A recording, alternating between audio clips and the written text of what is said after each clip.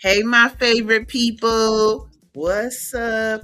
It's Asada. You know your girl's here for her podcast. Asada says, ooh, today, this upbeat music, but y'all better get ready for today because it's about fear and secrets. And I'm going to be joined by my girl, Alicia Perry, rocking this topic with me. But before we start, I need to give props to the female solution.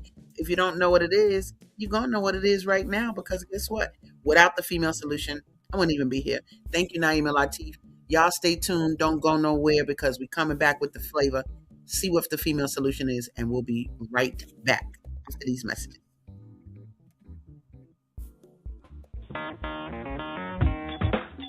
Women have the power to transform this world. We can end crime and violence if we all agree to do one thing: share. Let's share our wisdom, share our time, share our talents, share our finances, but most of all, let's share our love. This is the female solution. Yes, yes. Let's get it rolling, baby. Let's get it rolling. So, thank you for being here again. We rocking with the Asada Says show, and today going in the theme of, April is Child Abuse Awareness Month. I be saying Child Abuse Prevention Month. I'm just putting it all together. But my concept, love don't hurt, because I really need us to understand that love does not hurt. We say we do things because we love, potentially, well, I should say particularly our children. Like I spanked him because I loved him, or that's psychotic. Stop it. I've said in my workshops to people, look, can I smack you out of love right now? Like, gotta do that? And they look at me like I'm crazy. That's right, because it doesn't make sense. So love don't hurt. And today we're dealing with fear and secrets, baby, because we got to confront it. And I'm bringing on to the stage my girl, Alicia Perry, baby. Oh, Alicia, I just love having you as my co-host. Yay. Hercules, Hercules. Good morning, Asada. I'm so happy to be here with you. Yeah, not a no. And the reason why she's here with me, guys, I don't know if you've seen the other shows, but my girl, let me put up her title so you can understand what I'm dealing with. Look at the bottom. Certified trauma specialist. And I think it's important that especially for this show, Ma, that we talk about who you are and why you're so relevant. Because when we talk about fear and secrets, that borders the handling and the dealing with molestation, period, point blank. I don't care what nobody say. And that is so rampant in the Black community. Like we got to look at that. But today in particular, why is this so specifically connected to what you do professionally? Specifically because I work with perpetrators that have sexually assaulted. And most people say, I don't go around as a banner saying, hey, this is what I do, but I'm Mm-hmm. not ashamed of what I do because I work in purpose, right? And Mm-hmm. working in purpose, understanding that I have an assignment to help correct conditions to change the very things that we fear, right? The Mm-hmm. very secrets that we keep within our families, our households. So I work in purpose to help correct the thinking, the mindset, and the ideals. I wanted to quickly give a quick definition of fear. Fear is a distressing emotion aroused by impending danger, evil, pain, whether the threat is real or imagined, the feeling or condition of being afraid, right? So I think society wise, we normalize fear, right? And it is real, right? But if we start to look at it from a different way in terms of why is fear real? Why are secrets there based on the fear, right? It's surrounded, as you and I were discussing before we jumped in this morning, the guilt and the shame associated with fear, right? That leads to the secrets. More so when um, men and women have been sexually assaulted, there goes a level of fear and shame and guilt associated with that.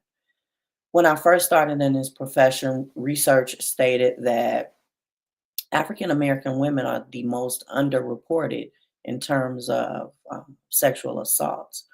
Why is that? Again, goes back to what you and I were discussing.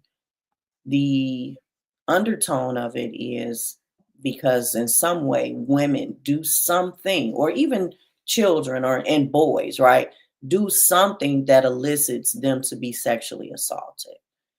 And so my primary responsibility is to help the perpetrator understand their perception about what they are reporting and in denial of. Okay. Got you. And Got it's very intrinsic work because of the societal. Again, let's look at slavery. you. Let's look at how alcohol was introduced to us, right? In Yeah. order for the master to take advantage of the male and the female, Mhm. and Mhm. the impacts of that under the guise of love don't hurt. Mhm. Mhm. And Mhm. so it's carried through systemically.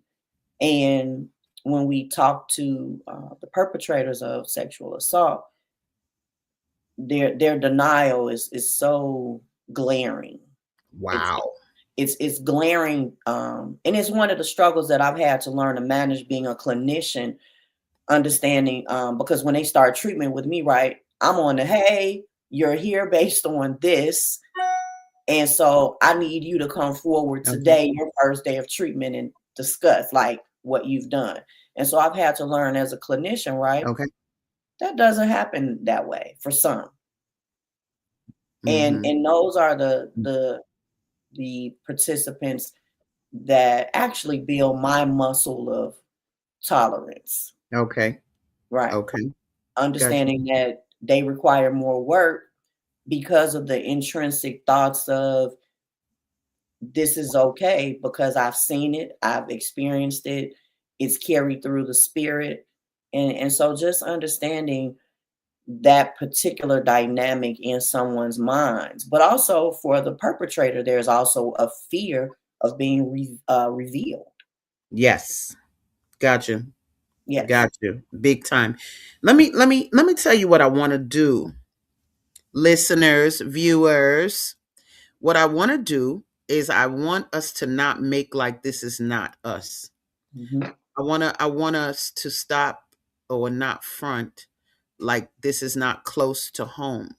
mhm, And I want to say that because I'm just from my own experience, when you're young and you got an adult that is encroaching upon the life of a young person, one of the main things they say to you is do not tell.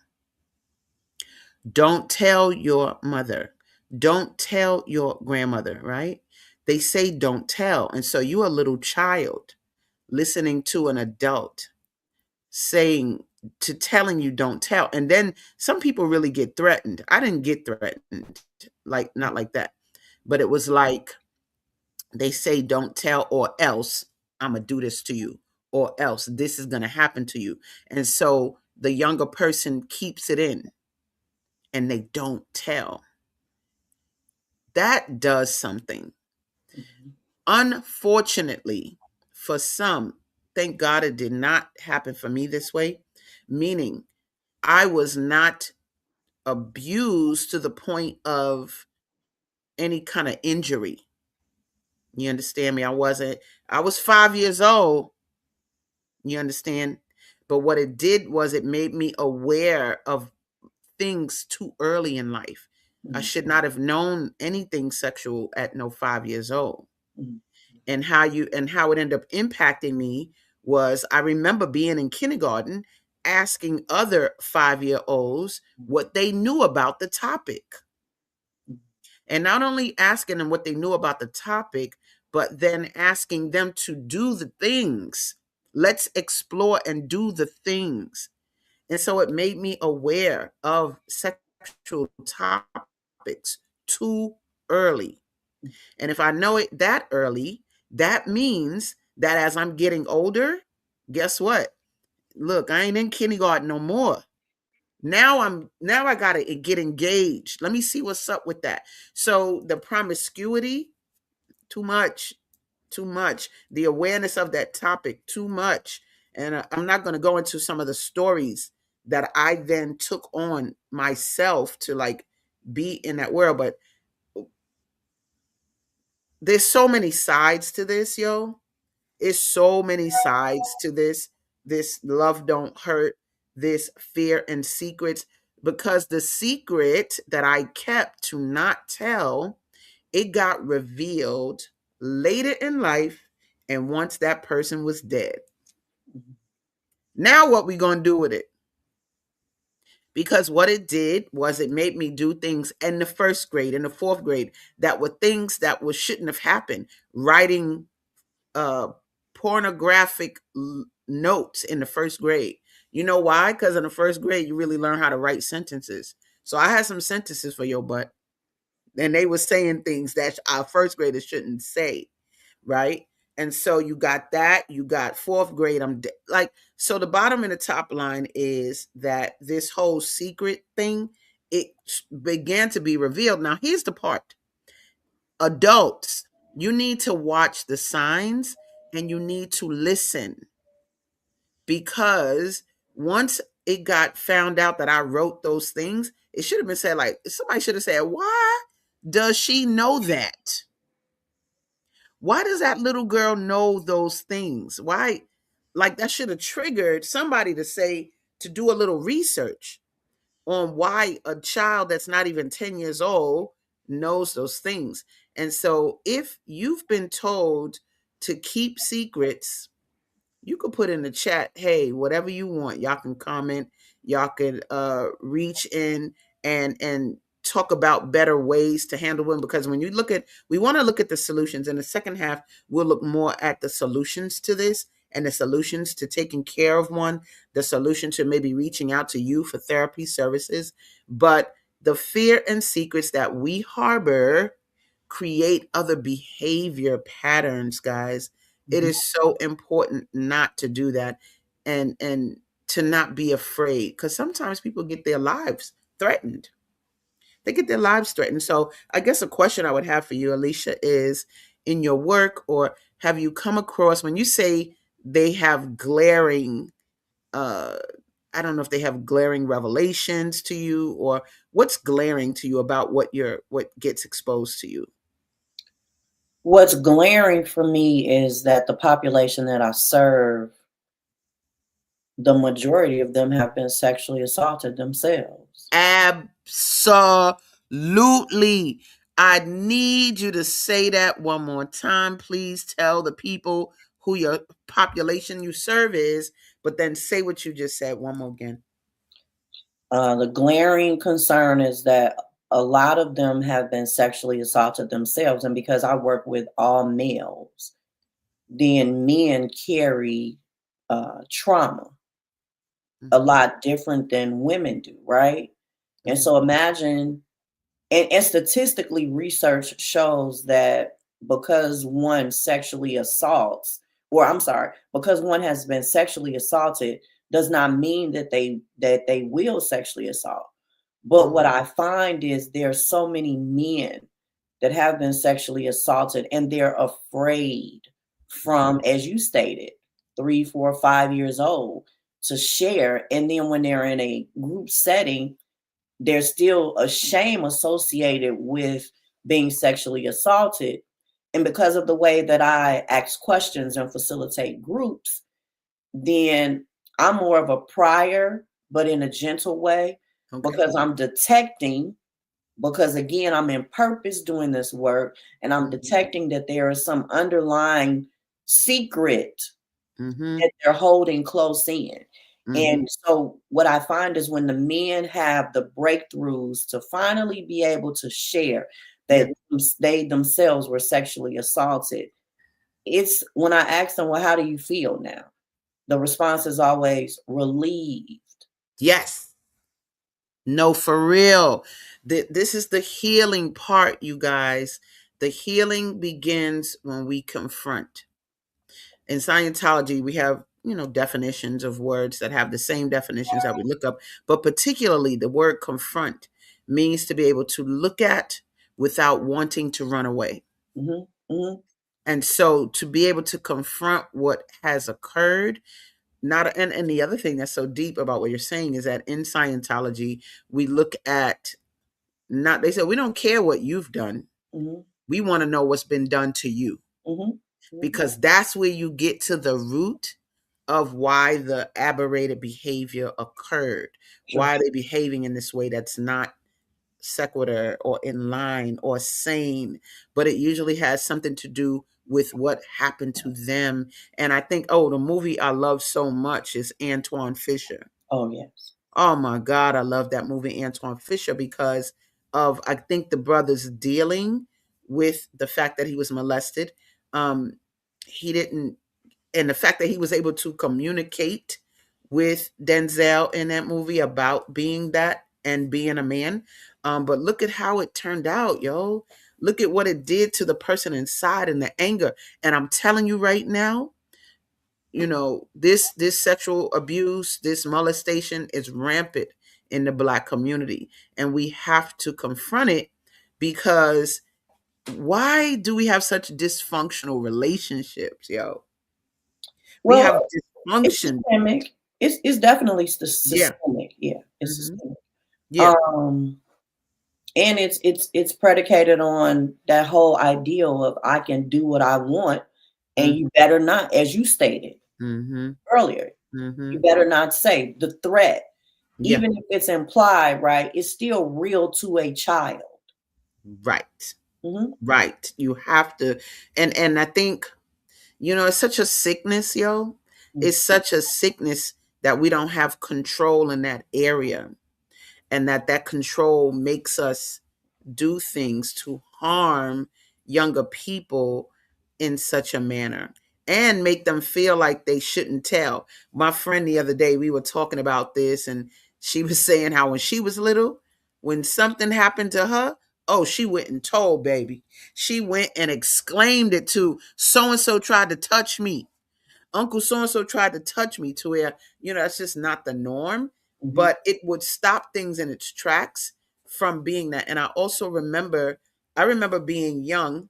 Oh man, look at that. I ain't gonna cry though, because I'm used to it. I'm used to this topic. But I remember being like 4 years old. It was before the actual other incident I mentioned. And I remember being babysat by someone. He was my like a boyfriend to my mom or something. Cool, whatever. Until he said he would babysit, and my mother went to wherever she went. But baby, the dude said to me, I didn't know because I'm 4. So he said to me, "It's time to bathe you," and I'm like, "Okay, whatever." I wanted to stay up late to watch a show or something. Might have been past 8, but homie was like, "I'll let you stay up if you let me bathe you," and I was like, Hmm. "I don't care, sure." Like I didn't know what bathe was. I didn't correlate it to taking a bath. But Hmm. baby, when it got to that point, and I was being instructed to take off them, I'm talking about the crying was unstoppable. I was crying, screaming. He didn't even touch me. But when my mother got home, I was still crying and screaming. Hmm. It was the type of crying and screaming that made my mother like, "What's happening? Why is she like that? Why is she?" And how do you explain that away? And I think I had to explain. He wanted me to the. Oh, we don't even want to say what ended up happening to old boy. And my mother's uncle was there too. So I'm just saying, what's up, yo? What we doing? And I remember him though saying, "Don't tell, like don't." It was too late. I didn't tell, but I sure did cry, and you had to control it, and it couldn't be controlled. So, would you say that in your life you remember any moment where you were encouraged to not disclose what you were experiencing? No, no, and the reason I can stand and say that firmly because my parents gave me a voice very young. I remember my mother sharing with me. I had a great uncle, was my father's uncle, and my mother often spoke about, and this was when I was about or 11. When I was a baby, I had these really fat cheeks, right? Okay. And when we would go visit my great uncle and his wife at the time, my mother said he would always just gloat about my cheeks. Mm-hmm. And she said one day he bit my cheek so hard that he left his teeth impression in my face. And my mom said she cursed him out back and forth, up and down the street. And she said, and that was the end of us going over there to visit because she felt like that was his way of engaging with me inappropriately. And it made her very uncomfortable. She was a young mom. And in the caveat, I want to go back to something you said earlier. Understanding that you yourself have experienced trauma, right? We never want to normalize trauma as Right. it's okay. Right. I always want to create a safe space for anyone that shares anything with me. Mm-hmm. When they tell things, because this is a secret, right? Mm-hmm. That you've had to manage, even though you've worked through it, right? Mm-hmm. But there's never an excuse, and we need to grow away from minimizing traumatic experiences, as we Yes. spoke about in earlier shows, the ACEs, right? Mm-hmm. Those are the very things that impact our core belief system and how we perceive the world and others. Absolutely. I definitely want to thank you for being brave. Mm. Thank you for finding your voice, but also thank you for sharing, right, how your experience led you to some promiscuous behaviors, Mm-hmm. right? And when we look at that together, right, looking at why do we see some boys and girls engage in sexual assault so very young? And it's because they've been exposed. Yes. I have a client a few months ago that shared with me that her daughter went to visit his father, her father, and some other cousins in a home. Mm-hmm. And the cousin went to school engaging in the very same types of behaviors that you were saying. Mm-hmm. And the cousin reported that my client's daughter actually perpetrated the behaviors, which in fact we later learned that that was untrue. Okay. And what ended up happening was there was no insight on if the school actually contacted the DCFS hotline, because we want to make the DCFS hotline our friend. They're Mm. there to protect the children from abuse and Yeah. neglect Yeah. situations. But we have this mindset of I don't want to invite them in my home because of what that may mean for me and my child. But if you aren't able to safeguard your child from harm, Mm-hmm. then you either need to learn some services and engage in services, right? Or you need not to have your children. But the unfortunate part is that children are shuffled into the system, and Mm-hmm. by being shuffled into the system, they could possibly be placed in other unhealthy homes. Yeah. Wow. That's true. Yeah. Very true. Extremely true. And as a culture, this hush, hush, hush, Hmm. this keep the dirty laundry in the what happens in the family stays here. Don't discuss what happens in our home, baby. Yo, it manifests into so many unfortunate forms of non-evolution. Correct. People don't evolve, yo. Or they do, but in unhealthy ways. Which end up not being real evolution. It's Correct. like it's stuck Hmm. in that space where they create harm. Hmm. Hmm. And unfortunately, this whole book, Beating Black Kids, that I wrote, um man, there are stories in there. This book, I didn't bring up an image of it, but I got it. But the thing about Beating Black Kids is it's some stories in here. Like this one sister that has a story in here. I will not reveal who she is. But she talks about how her getting beat started to make her feel like, I think it's in the chapter called Reactions. And it started to make her feel like her body wasn't hers. Mm. And she said she used to just look at the welts and the shapes of the welts and Mm. that were created by the beatings. But then it also began, as she got older, she said it turned into promiscuity because she felt like her body wasn't hers. Mhm. She Mhm. felt like her body could just be used, and that people, she didn't have control over it. And so, this is this not being clear, not being open about what we're experiencing is shaping us in the wrong way, people. you know I find a fine line between hitting our children, like spanking and beating or whatever. People don't like they like to make a distinction, like, oh, spanking is different than hitting, tap tap. No, the body is experiencing pain the same way. And I feel like that molestation is so close to that. It's so close. If you can harm a body, touch it, create harm in it, bruise it, it is just so close to being violated. And that's what beating really is. It's being violated Mhm. by an Mhm. adult to a child, and it is just a different form of a similar abuse. And so, adults don't have to tell us. They don't tell us, don't tell people I spank you.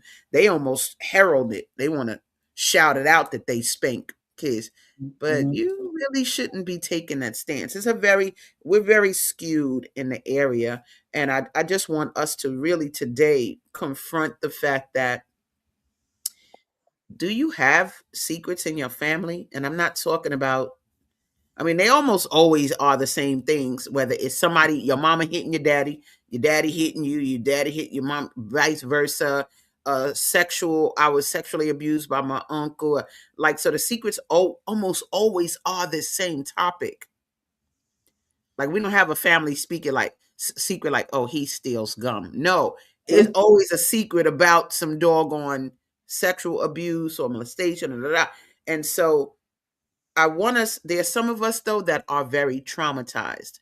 And I do want us to, as viewers, I want you to know that there are solutions. I'm going to put your number at the bottom Sure. because y'all can rock with some therapy. Therapy is not small.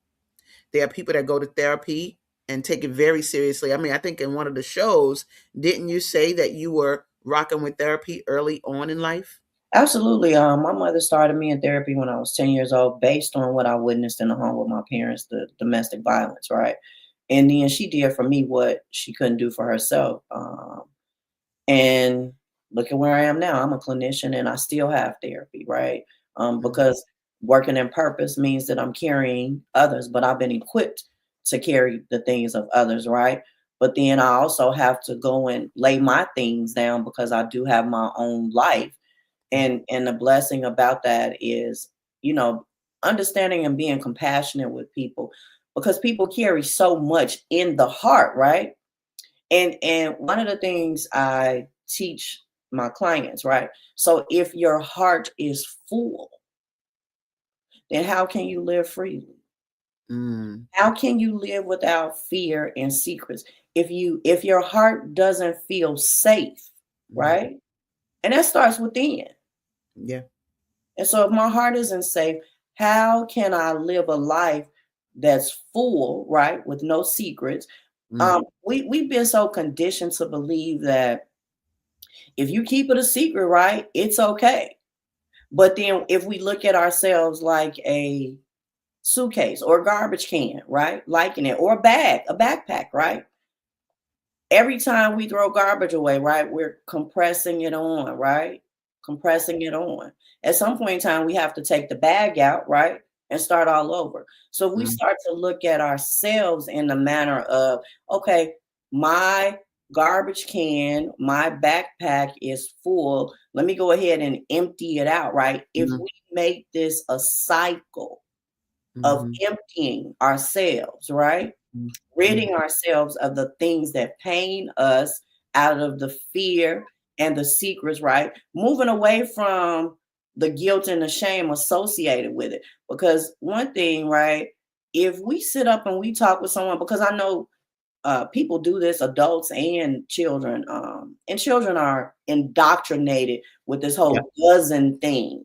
Mm-hmm. And the dozens, oh my Oh, God. yeah, yeah, Oh my God. I so dislike that. I didn't grow up that way. But yeah. I Okay. know my parents grew up that way. And probably because they grew up that way, I made a different choice. Hey, I don't want to engage in those behaviors of name calling and making fun of your mama. You know how they make those your mama Yeah. jokes and things Yeah. like that. All of that is an indoctrination of unhealthy behaviors. And then you never know how you're affecting someone else from a trauma perspective because their mom or their dad may be those things that you're saying. Wow. True that. And the layers, yo. This is like generational. It This is is. so generational. Like it's not even a joke how generational it is. Mhm. And the fact that, from slavery even, there hasn't been a moment's pause to heal as a people. At Hasn't all. been a moment's pause. We're going to take a quick commercial break, but Sure. when we come back, we're going to look at some more these examples of fear, secrets, but then we're also going to look at some solutions because we're not going to just talk about this and not have ways to help you make decisions around the healing. And sometimes it's talking to a therapist and sometimes it's writing it down, getting it out, baby. So let's Yeah. just go to a quick commercial break and we'll be right back after these messages. See you in a minute. Yeah. Great day. It's your girl Asada here to introduce a new female solution show called Asada Says. That's right. Every month we're going to talk about everything I am, from cryptocurrency and financial security to good health and parenting strategies. Come on and talk with me every Tuesday morning from 7 a.m. to 8 a.m. And let's do that thing the way Asada says it should be done. See you then. Peace right here on the Female Solution. When you see Black children misbehaving in public, being loud, disrespectful, and destructive, do you think to yourself, what they need is a good beating? That's what's wrong with these parents. They don't know how to discipline their children. Were you disciplined in that way? And did your parents also call you stupid, ignorant, and lazy? That's the way you break a slave. You terrorize them with constant fear of painful punishment. We were broken by parents who were broken, by parents who were broken. It's time to end the cycle of brokenness and bring healing to ourselves and our communities by using knowledge, respect, and love. We'll show you how. I'm Naima Latif. Get the book Slavery, The African American Psychic Trauma. On sale now. Go to www.naimalatif.com. Ooh, wee, wee, wee, wee, wee. There we have it, girls and boys. Next week, that's going to be our guest, Naima Latif, to talk about her book and looking at how slavery has played a role. This whole series that I'm doing for April, which is, like I said, Child Abuse Awareness Month, is Love Don't Hurt. And see this right here? Look at this right here. You see this right here? Let me move myself to the side somewhere else where you can see this.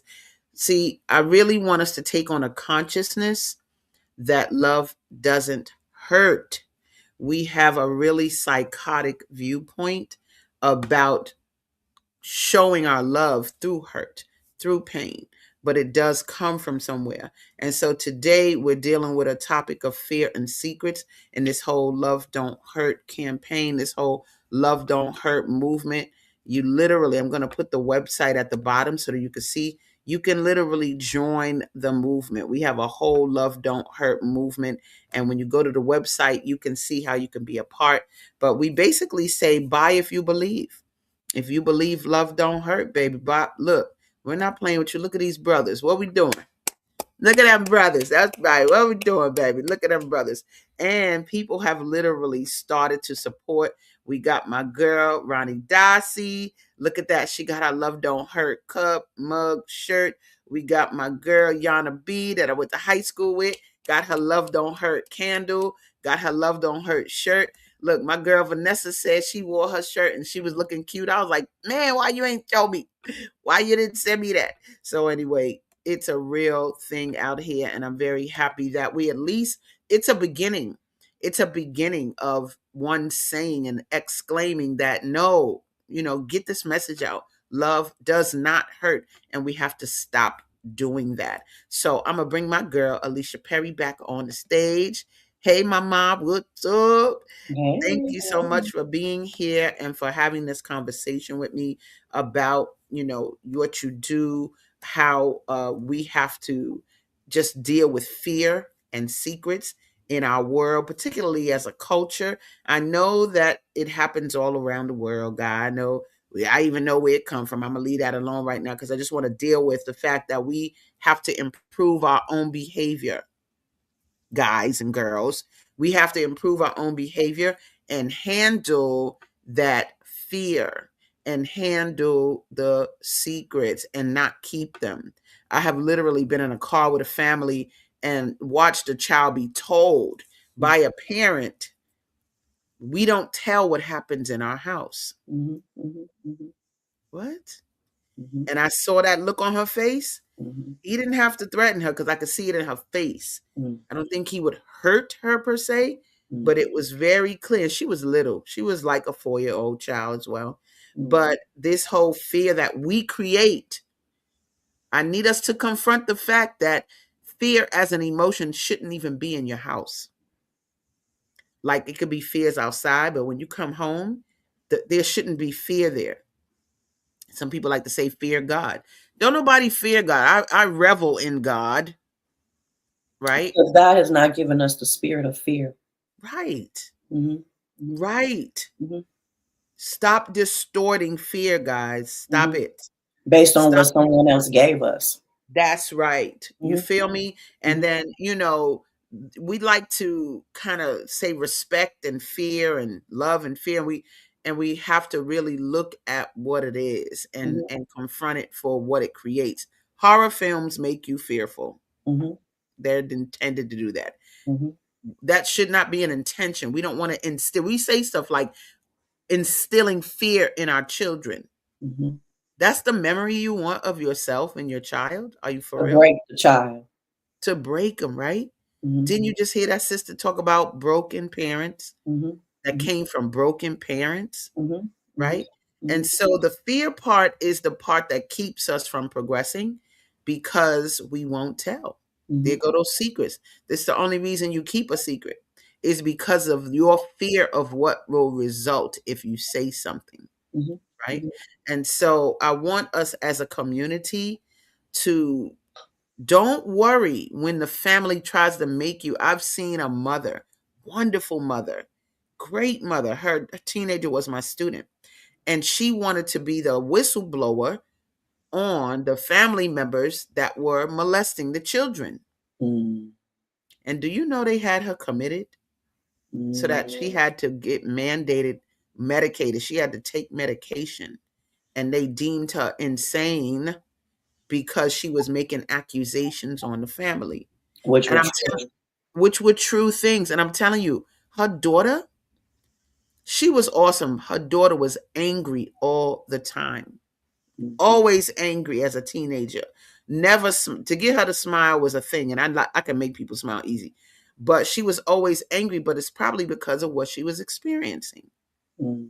And so, what do you think is a way that people can feel courageous enough, an outlet to feel courageous enough to say something or somewhere to reach out to so that they can say something and change actually be made?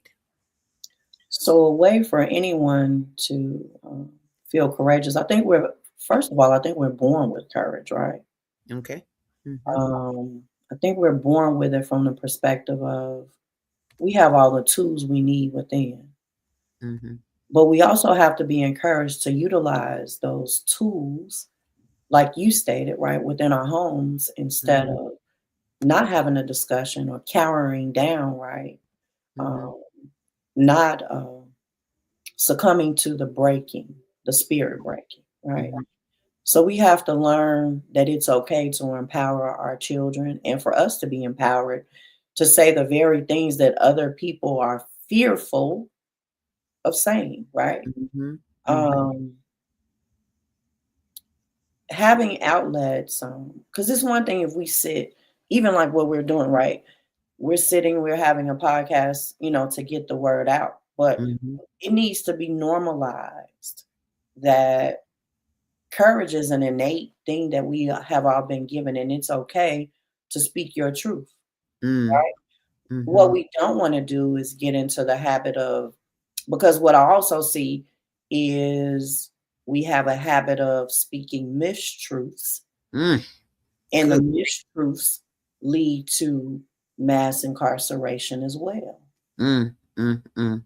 So we have to get into the habit of encouraging truth first, right? Nice. Yeah. Debunking fear, right? Giving the child a respectful voice, but that's taught during parenting. So thinking if the child sees you or is exposed to something that's inappropriate, because it starts in the home, right? Yeah. Mhm. And so giving the child a voice to understand what's proper and what's not proper. But because so many households have a twist of nuance of truth or what Mm. they deem is the truth, right? Mhm. Or what they deem as normal, right? Because what is normal? I always challenge that. Like, what is normal? If you grew up understanding that we only took one bath a day, right? And sex abuse for you to go in and get in the bed because Uncle Tom is coming over and this is what you have to do, right? In your mind, that's the normal, even though it physically doesn't feel Right. correct, right? So we have to get into habits of having these conversations with our children early on and say, hey, if someone touches you inappropriately, you need to share that immediately, no matter if they're there or not.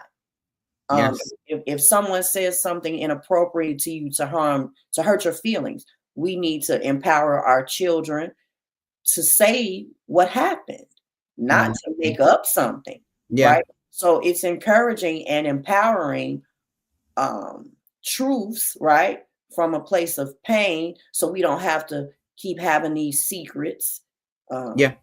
forcing our book bags to be overflowing, right? I Mhm. love Erica Badu's Bag Lady, right?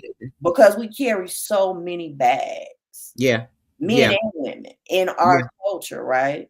Yeah. Um, and so that's where I would say, like, starting off early on with understanding that not breaking a child's spirit, that's not a good thing. But we can also Yeah. rear our children and help them understand if this happens, there are consequences. And Mhm. not that I'm gonna beat you, right?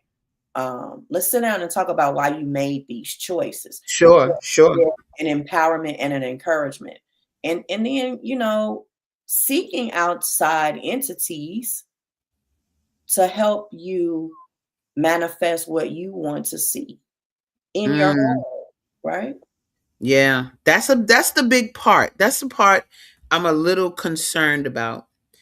Because even when we talked today and we looked at, well, what are the services out there that really help people? I don't really know.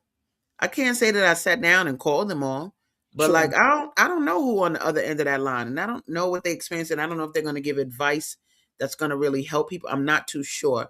What I do want to say is, young people, don't worry about this whole, see, a lot of times people don't say things. Don't worry about incriminating your parents. A lot of kids don't want to say things because Mm, they don't want to incriminate the parent, right? Because then that can potentially create a situation where the parent gets taken away. And mhm, that's all they know, even though it's harmful.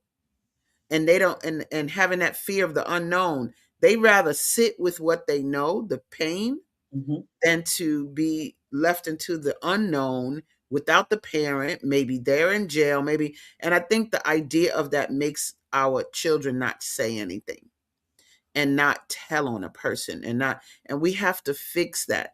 And I think it's going to have to start with us parents making decisions that are better, that create a better environment. so that children don't feel afraid of us, so that they aren't afraid of the truth and that they suppress the truth. The only person that can really fix this, in my opinion, right now, yeah, you got to reach out to somebody and call somebody, but no, parent, change your behavior. Like, just check it. One time I was in a workshop and I had a list of 101 ways to treat your, say good things or do good things to your children. And I literally had a woman start to cry reading it. And when we looked at why are you crying, she was like, because none of this has ever happened to me. Like, she was like, I don't know how to do this. And she felt that it was just so foreign to her to show love and appreciation to her child, because love and appreciation was never shown to her. But parents, this is some of the solution. I want to bring this up because I've brought it up before. My parental code of ethics, because it does sort of look at some of the things that we can do to be, and I'm gonna move us to the side so we can see it. And you guys increase the size of your screen or whatever you need to do so that you can look at the points. I've read a few here, a few there, but I love this line here. Look at this. I will influence my child's pleasing memory. Now, let me change that. Hold up. I will influence my child with pleasing memories of our relationship, filled with conversation held together and shared discoveries. What? Like, to really control the memories that we are utilizing, that we're creating in them, and we're making sure that those memories have us talking to them, have us discovering things together. Look up at the sun. Ooh, look at that moon. Oh, look at this ladybug, whatever, right? Might seem soft, but that's what we need to be, a little softer in our approach with dealing with them. Stop screaming at people. Stop creating obedient children. You make dogs obedient, right? And then here's another one here. It says, I will work to have good, safe control over my child's surroundings and not control over his or her mind and decisions. Good, safe control means, let me tell you what that means to me. That means, let me tell, as a mom, my daughter's 22 now, but as a mom, it was very important to me to not have men around my daughter. I'm not going to have boyfriends and all of that because I could wait. I've had enough life of that, right? But I needed her to be surrounded by solace between us, care, happiness, those things, those memories that I wanted to create, and not be watching me and a man doing things, not watching like, nah, money. So I controlled myself so that I can have a better controlled environment for her and let her growing up. It wasn't balanced to me because it wasn't, I'm a single mother. So it wasn't a mother and a father, but I definitely created an environment that kept her happy as I could keep her, so that her memories would be intact, so that her knowledge of the world would be intact, and not full of my aberration. We fill our kids up with our aberrations, our fears, don't touch that. Come away from that. Don't, like, it's so many levels. I want to show something before we leave, because my book Beating Black Kids covers so much in just confronting what we're doing, and it's not accusatory, it's not punitive, but it does say there's some other things we can do if we want to rear our children. So let's just take a look at this video, y'all, and say a few words thereafter. I got spanked and I turned out fine. Spare the rod, spoil the child. Kids today need to be beat. What else am I supposed to do? He's so bad. Ooh, she gets on my last nerve. Better hush up before I give you something to cry about.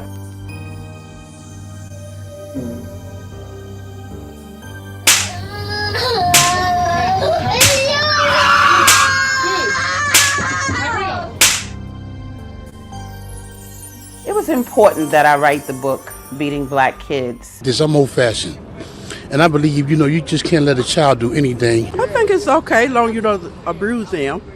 It's needed to a certain point. But what I saw was a collection of adults who were talking about a topic they had never really talked about before. Out came My mama used to hit me with a spatula. My dad used to hit me with a belt. They used to make me get wet first. They used to put my face in a pillow and then spank me. Like all of these different stories about how we have gotten beaten over time. And while there was a lot of laughter when those stories were being told, I could clearly see that there's a fine line between laughing and crying. And I knew that it was time for me to write a book about handling the situation. And so it's very obvious that this came from being a slave, from a slavery experience. And that whole spare the rod, spoil the child. The shepherd did not beat the sheep with the rod. He guided them with the rod. And so it is just obvious that that came from a slavery experience. And we have to know how to differentiate those things and then just use some discernment in terms of doing what's best for our children and not breaking their spirits. With regards to how we discipline our children, first of all, I always tell people that discipline, if you look at the etymology of the word, it comes from disciplina, which is the Latin root meaning teach. And so when you discipline a child, you are teaching them. But when you use corporal punishment and you hit our children, you're not teaching them anything. They're actually not going to do it again out of fear. They're not doing it out of reason. The frustration that we feel from being powerless in a society and all of the things that come along with that, those issues are not to be taken out on our children when we get home.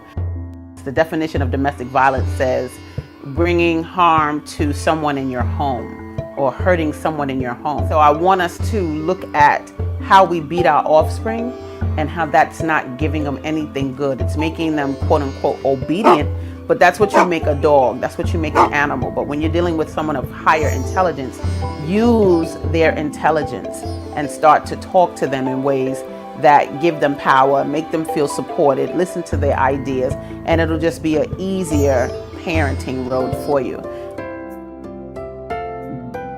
There's a part of the brain called the regulatory part of the brain, and that's the part of the brain that helps you make decisions in times of adversity. Well, if they have that toxic stress before they're even 4, that part of the brain does not develop. And so you're looking at a community full of people with no regulatory equipment. So we need to be bringing a different generation of people up with a different consciousness. Make sure that the kids feel good and alive while they're living. Don't be upset after they die and after there's all these senseless killings. Let's treat them well while they're living, and then we'll see a different impact.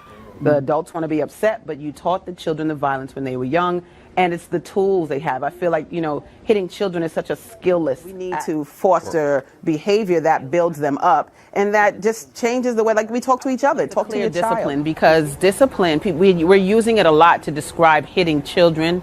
And this is not directly to you, LaShawn, but it's to just all of us because I've heard it and it's personally, and discipline. My book is sold in Switzerland, Germany, Tasmania, Nigeria, Sudan, Canada, all over the world. And so people all over the world are telling me, as far as Germany, that my book is making a difference in the lives of the people that other people touch, but also in the lives of many parents and families who now no longer beat their children because they read my book. A lot of people ask me if I'm going to write another book, and I'm not ready to write another book, but what I will say is that there is a high demand for the book in Spanish and in French. My book is not punitive, my book is not accusatory, but there are solutions replete throughout the whole book. It really is just about being engaged with your child. They're not going to become respectful and trustworthy through you telling them and demanding it. They're going to become that way from observing you and then emulating what they see. And so in my parental code of ethics that I wrote, one of my favorite lines is, I will only seek excellence in my child if I am excellent myself. And so that's what I say is the number one key to making sure you have great children is checking yourself.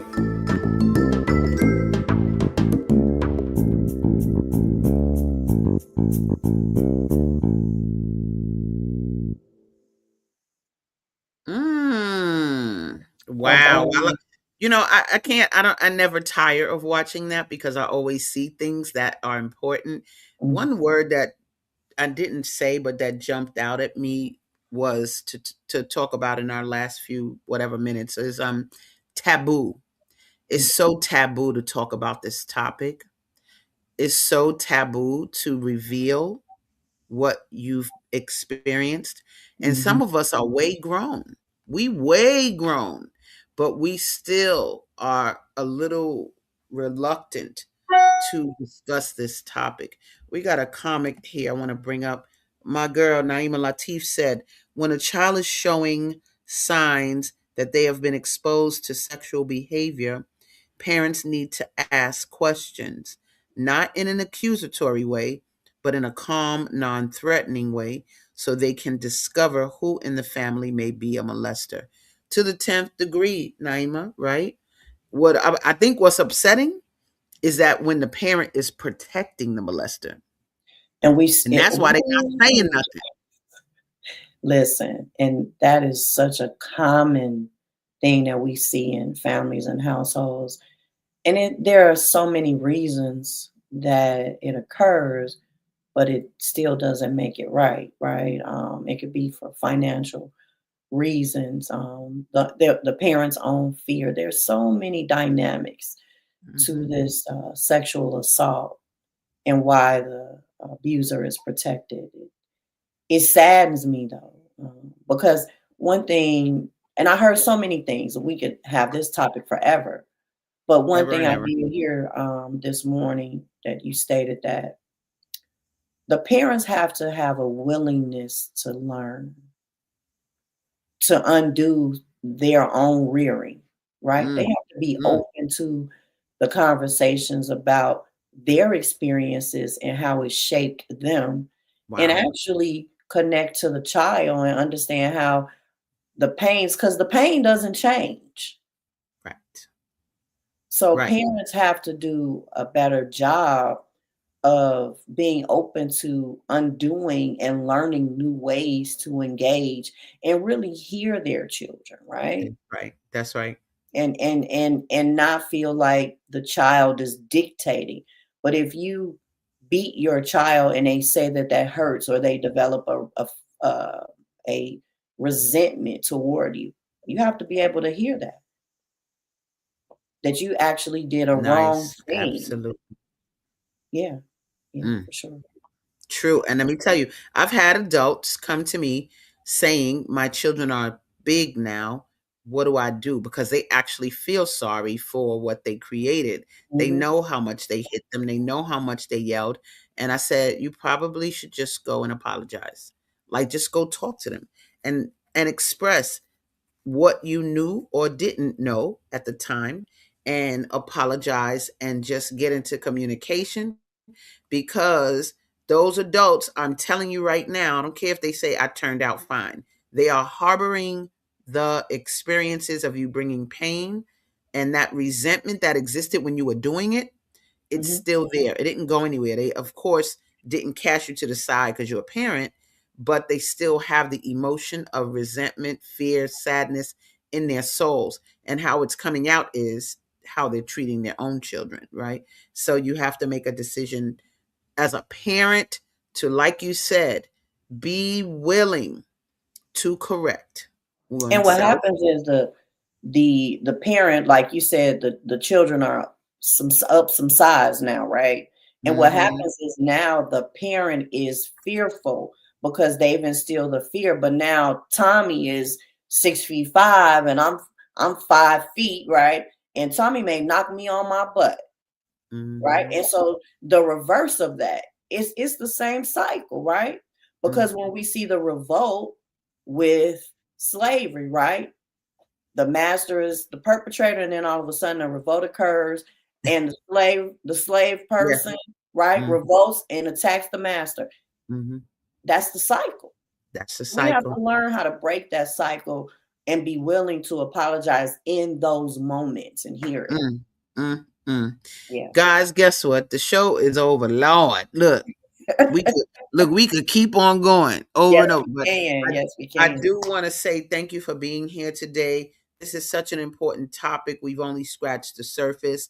The healing is a lot of healing that needs to take place, but the first step is to get it out of you. Whether you're going to find therapy and talk about it, or, and I'm going to put that therapy number up real quick before we leave, or write it. Start writing it down, y'all. It And or might be, purchase self-help books. there we go. There Mhm. we go. You saw Beating Black Kids and all of that that help you. So just know that there is a solution. We are going to get better. We just have to make a decision Sure. to do so.